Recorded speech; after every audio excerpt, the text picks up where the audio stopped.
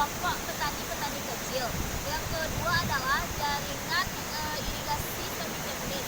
Jaringan irigasi semi teknis ini bangunannya sebagian ada yang sudah permanen total dan sebagian masih dalam tahap permanen. Yang ketiga adalah klasifikasi jaringan teknis. Jaringan teknis ini sudah memiliki bangunan yang benar-benar permanen dan strukturnya juga sudah permanen. Irigasi terdiri dari 4 bangunan. Yang pertama adalah bangunan utama. Bangunan utama ini didirikan di sepanjang sungai untuk mengalirkan air dari sungai ke saluran irigasi. Ada bagian-bagian dari bangunan utama ini. Yang pertama adalah bangunan bendung yang berfungsi untuk membendung air atau menampung air. Selanjutnya adalah bangunan alat ukur yang berfungsi untuk mengukur debit air. Selanjutnya adalah bangunan bagi yang berfungsi untuk membagi air. Selanjutnya adalah bangunan pompa yang berfungsi untuk mengurangi debit air jika mengalami bertumpahan. Dan selanjutnya adalah bangunan penguras yang berfungsi untuk menguras air jika adanya perbaikan.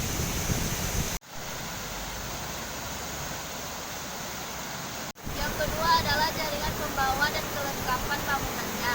Terdiri dari jaringan utama dan saluran tersier. Jaringan utama terdiri dari saluran primer dan saluran sekunder, sedangkan jaringan tersier terdiri dari petak kuarter tersier.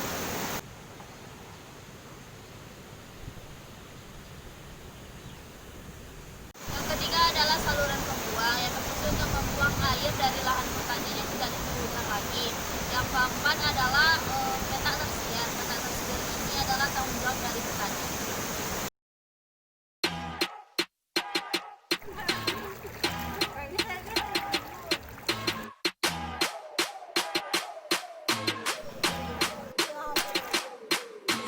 Come a little closer 'cause you look thirsty.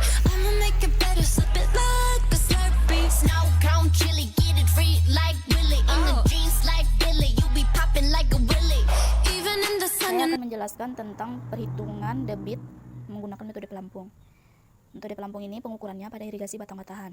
Nah, di sini diketahui data-datanya. Yang pertama ada 10 meter, itu adalah jarak lintasan.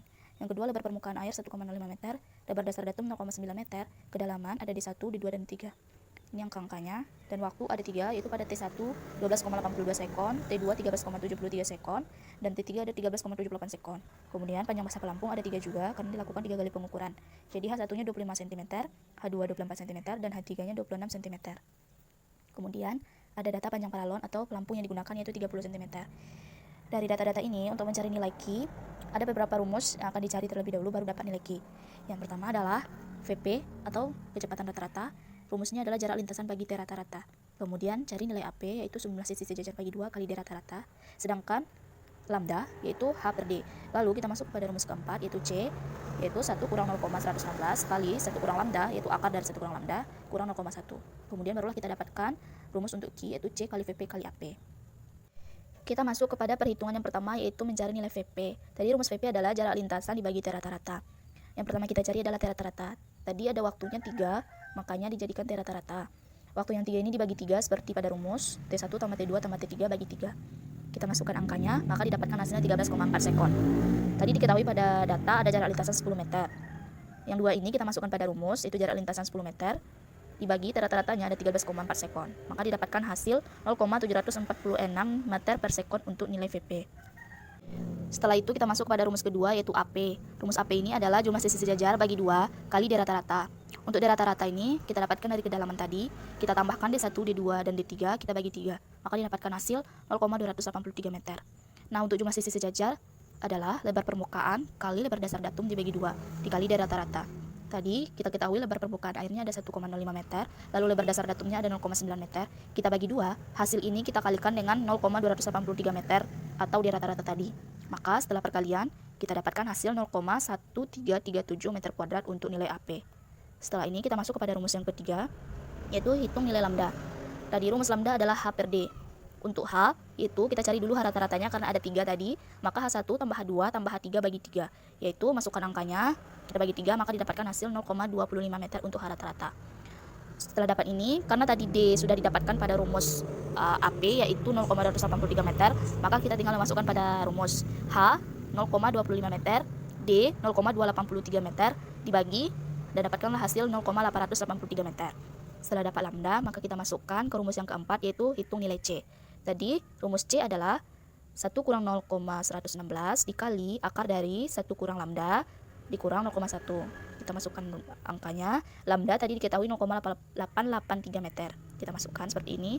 Didapatkan dari hasil 1 kurang 0,116 adalah 0,884. Kemudian akar dari 1 kurang 0,883 adalah 0,117. Tinggal kita kalikan seperti ini. Akar dari 0,117 itu adalah 0,342. Maka 0,884 kita kalikan 0,342 baru kita kurangkan 0,1. Maka didapatkan hasil 0,2023 atau 0,2023.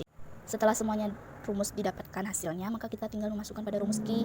Rumus Q itu adalah C kali VP kali AP. Tadi C diketahui yaitu 0,2023. VP tadi diketahui 0,746 meter per sekon, AP tadi diketahui 0,1337 meter kuadrat. Kita kalikan semua, maka didapatkan hasilnya 0,0201 meter pangkat 3 per sekon. Jadi, debit air pada metode pelampung ini adalah 0,021 meter pangkat 3 per sekon atau 0,0201 meter pangkat 3 per sekon. Ice cream, chillin', chillin', ice cream, chillin'. Ice cream, chillin', chillin', ice cream, chillin'.